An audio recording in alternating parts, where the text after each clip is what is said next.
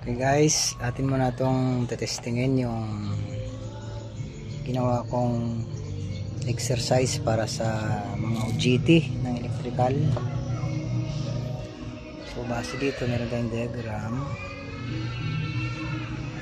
meron siyang emergency stop, yung run indicator natin ay wala at sira yung aking mga indicator lamp na ginawa. Ang nakakabit lang ngayon ay yung standby light. Ayan, ito yun yung power light. Yung trip light natin wala na at masira na yung aking mga bulbs. So testingin natin siya. So yan na, yan yung standby light nya. Ito yung ating Y, ito yung ating delta, ito yung ating main.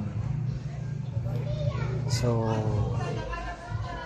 pag start na natin yung circuit, mamamatay dapat si standby light or si power light.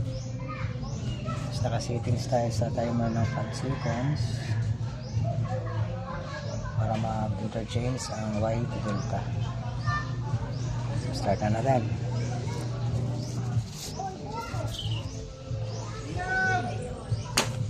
Yan, 2, 3, 4. Yun, kumapit na si delta. Pag in-stop natin siya ay magbuhay ulit yung standby light. Okay, stop natin, stop natin. Yun.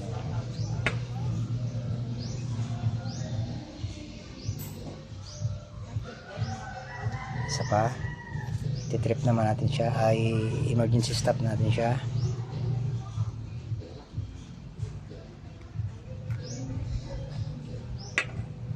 I-on natin siya, i-on para yun,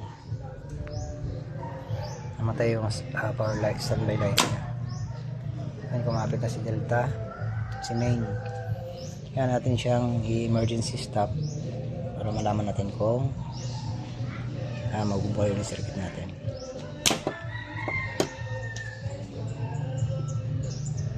Emergency stop na siya.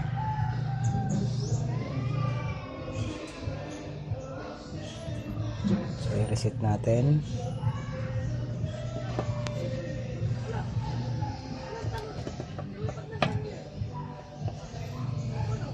Wait lang.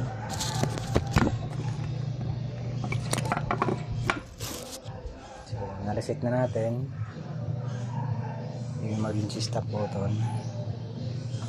So pwede na rin siya mag-energize. Buhay natin ulit. Yun, kumapit si main at si Y. 5 seconds, kakapit si delta. Yun. Okay, so stop natin.